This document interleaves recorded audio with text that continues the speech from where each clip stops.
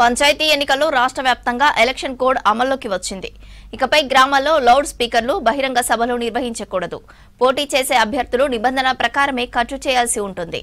గ్రామ పంచాయతీ ఎన్నికల తర్వాత కేంద్రం నుంచి 3,000 కోట్ల అభివృద్ధి నిధులు రానున్నాయి.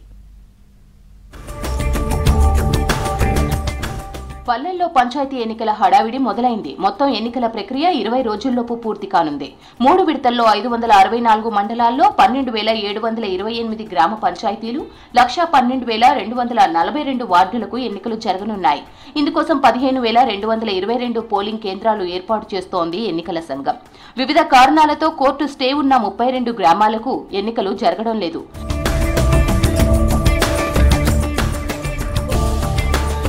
సుప్రీంకోర్టు గైడ్ లైన్స్ ప్రకారం పంచాయతీలకు రిజర్వేషన్లు ఖరారు చేసింది ప్రభుత్వం. బీసీలకు మొత్తం 2,176 గ్రామ పంచాయతీలను కేటాయించింది. రిజర్వేషన్లను ఈసారి రొటీన్ పద్ధతిలో అమలు చేస్తున్నారు. ఈసారి మహిళలకు 46% వరకు స్థానాలు కేటాయించారు. ఎన్నికల్లో పోటీ చేసే అభ్యర్థులు చేసే ఖర్చులు ఎన్నికల నిబంధన ప్రకారం చేయాల్సి ఉంటుంది. అనుమతి లేకుండా ఎలాంటి సభలు, సమావేశాలు నిర్వహించడానికి వీలు లేదు. ఎన్నికల నిబంధనలు పాటించని అభ్యర్థులపై అవసరమైతే వేటుపడే ప్రమాదం ఉంది.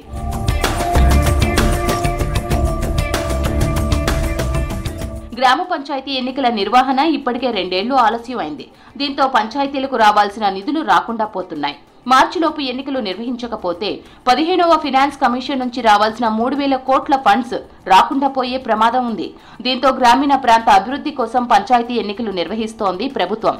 ఎన్నికల హడావిడితో గ్రామాల్లో ఓట్ల పండగ నెలకొంది.